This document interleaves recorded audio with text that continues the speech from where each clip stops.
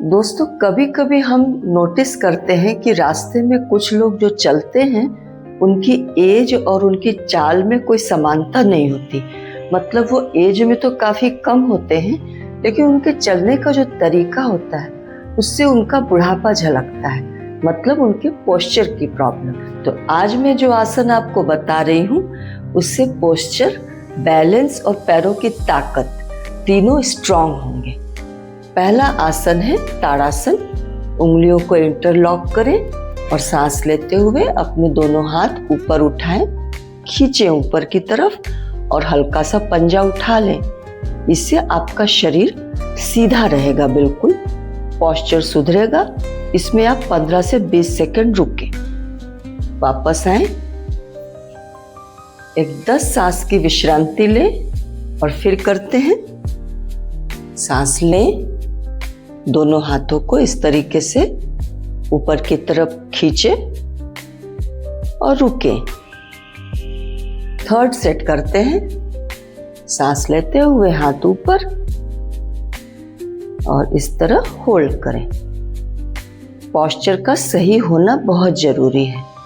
ये केवल लुक्स के लिए नहीं, हमारे स्पाइन के लिए बहुत जरूरी है। वापस आए। चलिए अब करते हैं वृक्षासन। पहले सीधे खड़े हो जाएं और एक पैर को उठाएं और एड़ी को इस तरह से अपने थाइस के बीच में फंसा लें और सांस लेते हुए इस तरह से हाथ ऊपर रखें। थोड़ा इसमें बैलेंस की जरूरत होती है। पैरों को मजबूत बनाएगा, बैलेंस और स्टेबिलिटी को बढ़ाएगा। वापस आते हैं, दूसरे पैर से करते हैं। पैरों को इस तरह फंसाएं। पहले शरीर को बिल्कुल सीधा रखें। सांस लेते हुए दोनों हाथ ऊपर लेकर जाएं। बैलेंस बनाने की कोशिश करें और वापस आए।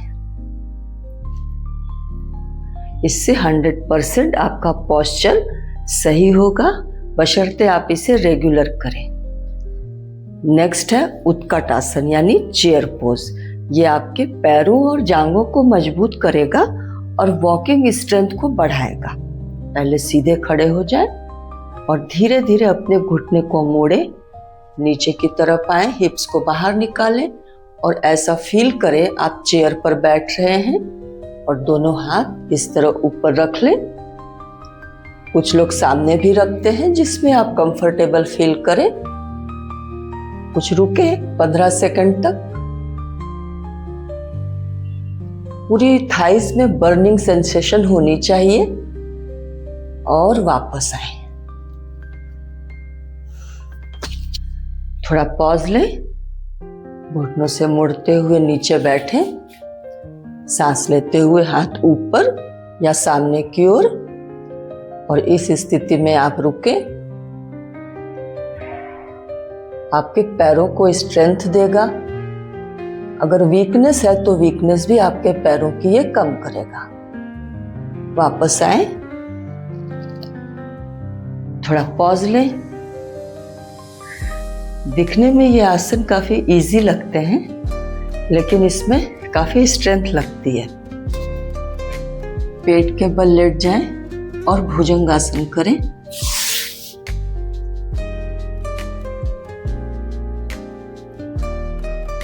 ये आपके स्पाइन को बिल्कुल सीधा रखेगा, क्योंकि पोस्चर को ठीक रखने के लिए स्पाइन का रोल बहुत ज्यादा है। स्पाइन मजबूत होनी चाहिए। वापस आए और थोड़ा बालासन में आ जाएं।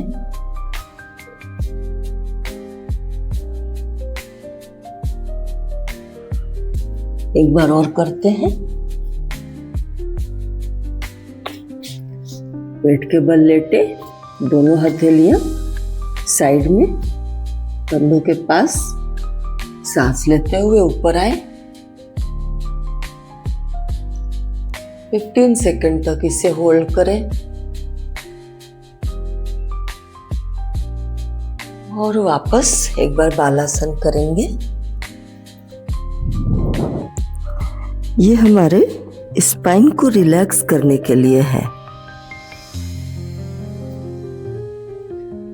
अगर आप ये आसन डेली करेंगे तो शरीर ज़्यादा एक्टिव महसूस करेगा, पोस्चर सुधरेगा। इसे आप रेगुलर करें और मेरे साथ बने रहें, स्वस्थ रहें, खुश रहें। ऐसे ही सिंपल योगासन के लिए मुझे फॉलो करें। फिर मिलते हैं। नमस्ते।